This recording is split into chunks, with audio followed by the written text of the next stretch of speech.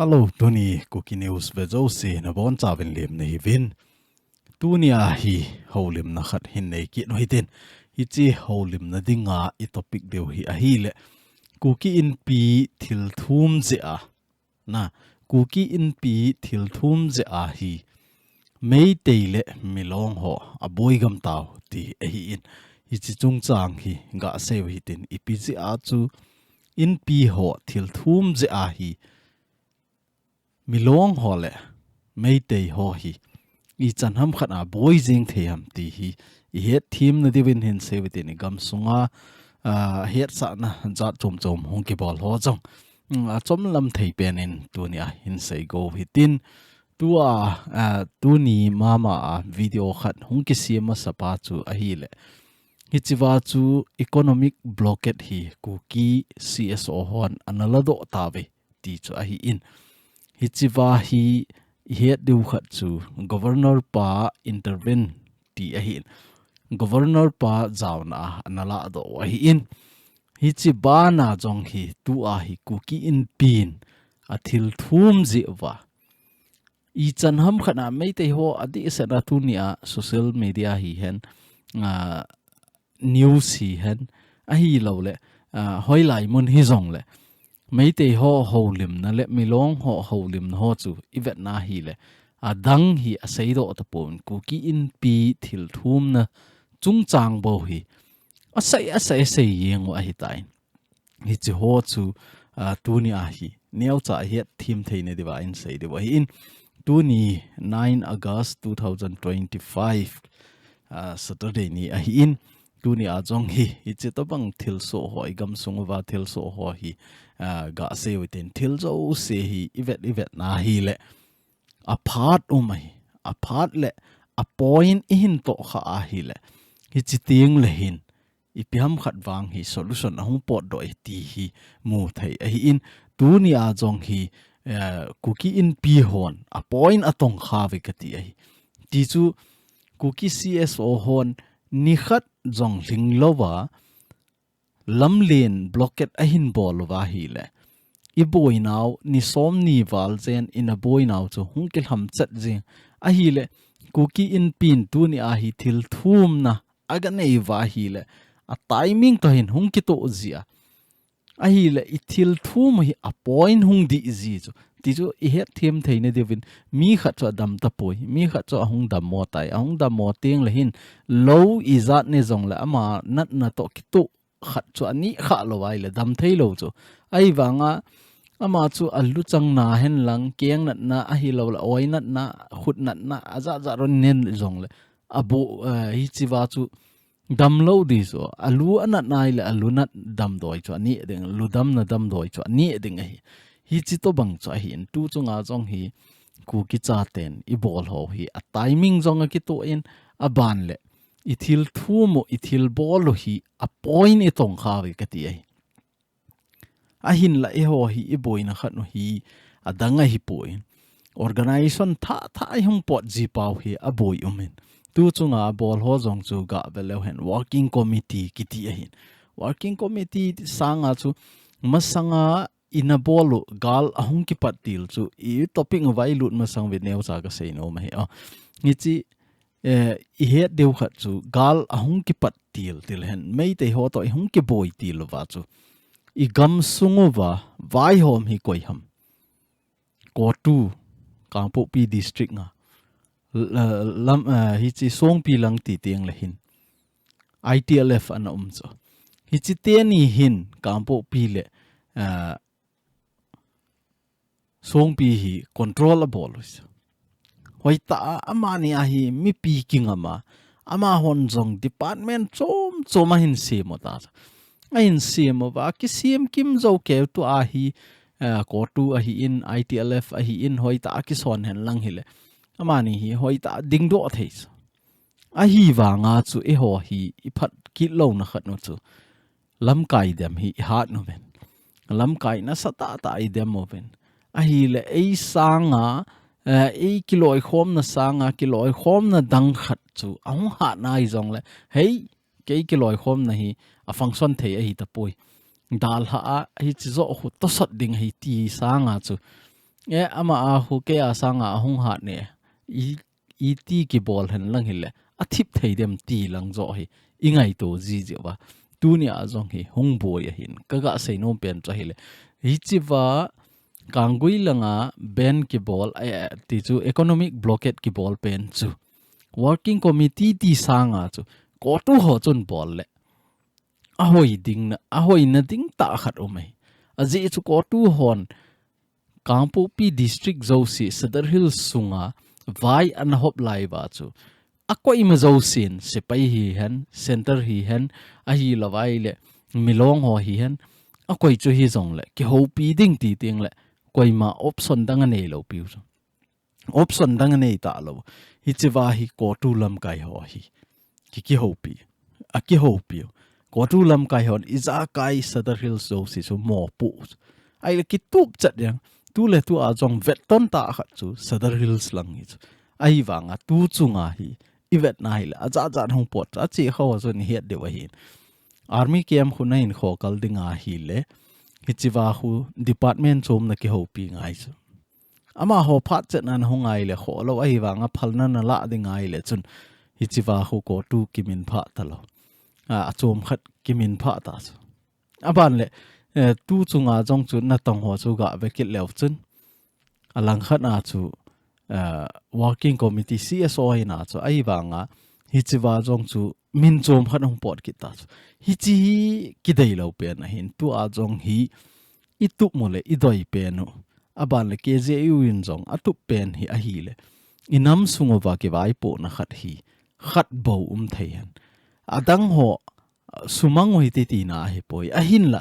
inam pi representing chu khat bo hi han tu chunga kuki ka hi poi ti a tha do in pi ga kon ho chong chu ga velo chun ipj a hi chi to bang chu thei ham te le ki loi khom na i hau bi se je wa hi chi to bang thil ho chu ana so thei hi ti pa hi ki sei do no men achule hi chi e ho ki loi khom na organization inei ho hi a hi thea hi le atam han lang kum khat i tiu ham kum ni tiu ham kum thumi tiu ham hi chi zo ting hin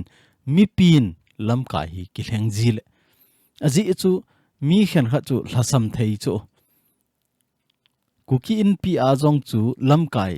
ki le hen lang he atam hi za da hi ta in atile ki le ji chu lana KSO a jong hi chi to bang ma chu ama tam a ki chai ta in tu a hi tam tha hlen na vote ding a hi te ki leng chu hi chi to banga chu adang ho jong hi hen lang ki leng hen lang hi le i chan ham khan ai ha te mi kha cha hat nai ti ai po sa jeng jong le aman jong ala sap na chu ala sap ni hung de chu hi je a chu a hi the ai le kana mi te ho hi chi gel phau hi te lamkai ho hi resuffer ball ji ding a hi lawai le reformation ball ji ding hi ta chu ki hel ji ding nang in na po thei nai ti a chu ki po sa jeng jong hi nam sunga khan to lo na khat iki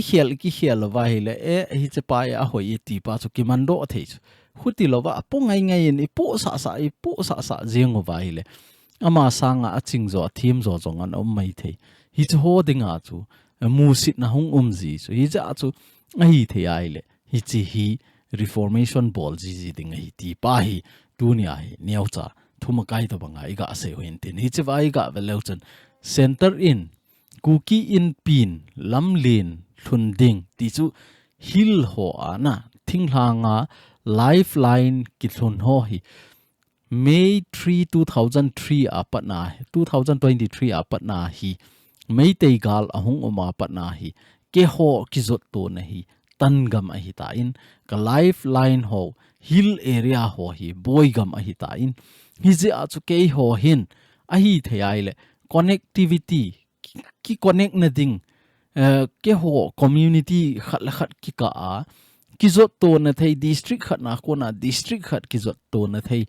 lampi sim na dingai phalna ni piwin ni sim piwin ti a hi thum na neo cho ku ki in pin hi chi thum na nei pe no chu tu a hi center in pha asatai ti ai hi chi pha a hin sa je a hi chi masanga chu august ni sim khat na cho na pi lu no hi ta ai wang chu ki ha sei han nang hi le mấy tê ho hin za na hin pe ki de email ma ho hin a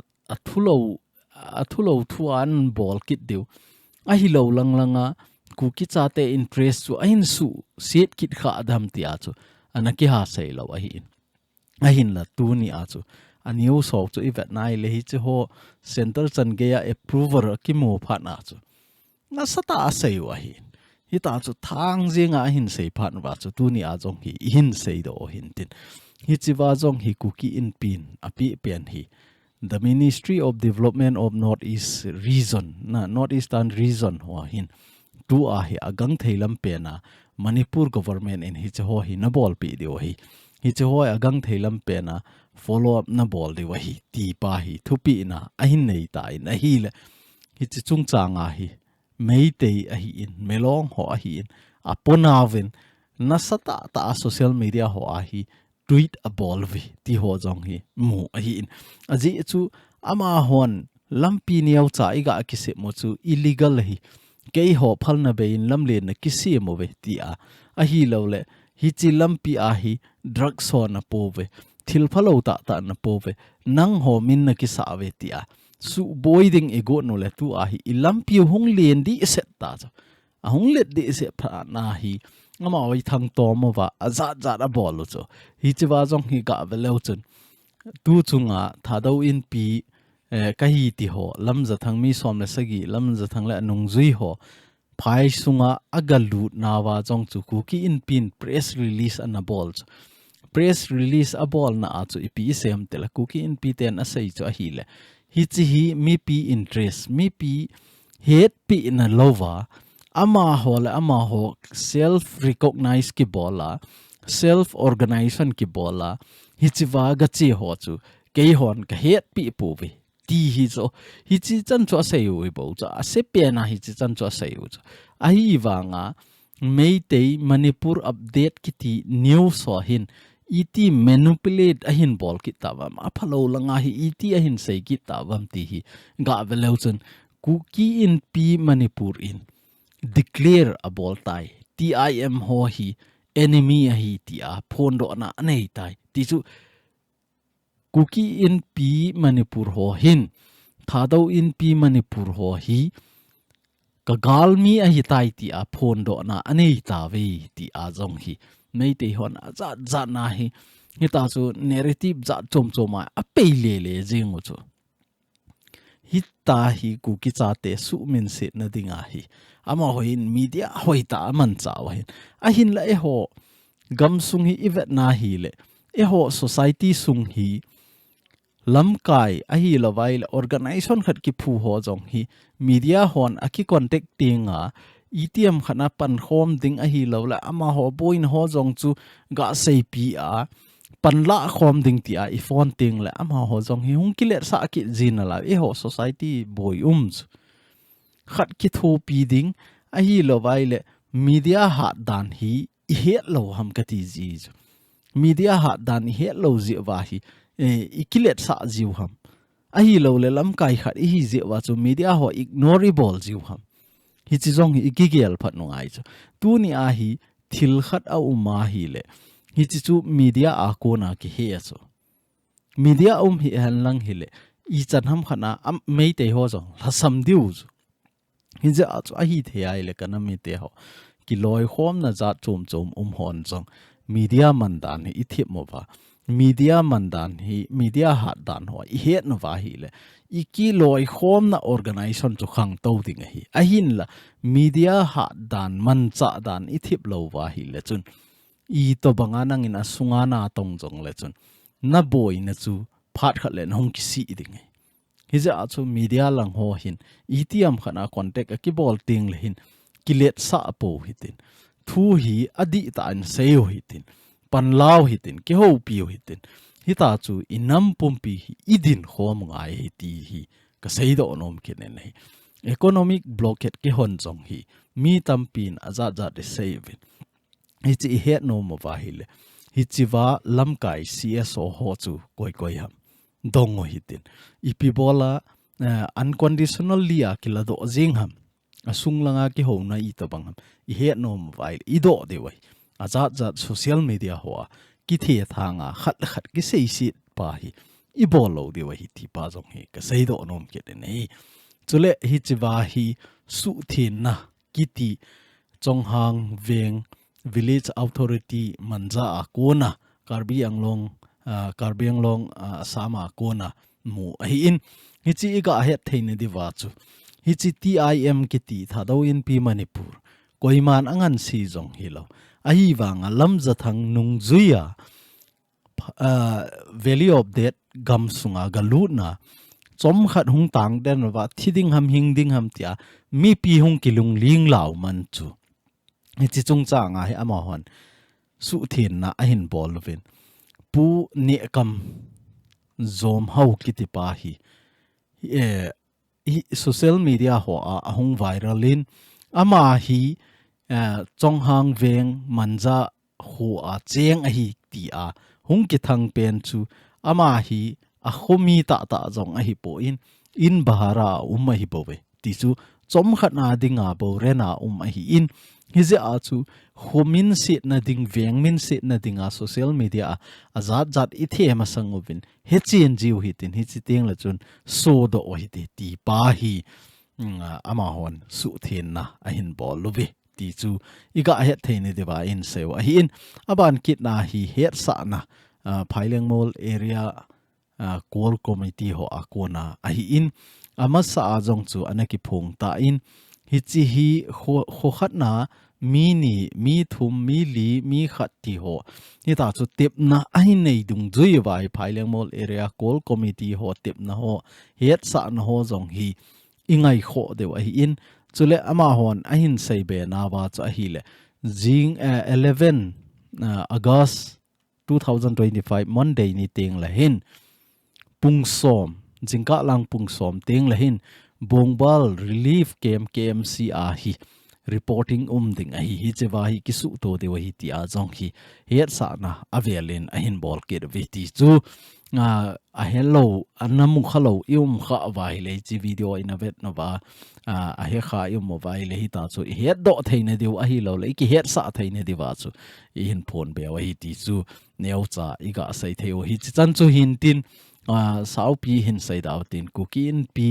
thil thum ji a tu a hi milong hole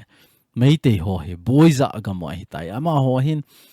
neu cha khat nai mu wa noisy ta I bol wa hi le tu a hi ama ho thang siet ji lungthim siet je a hi kuki cha te a dingin asanga hoizo ahungum do ti pa chu niga het theni dewa in seu hin tin tuni kuki news bezo se na chung chi win ka ki pai na bon cha win pathin in phathei na bo jing taw hen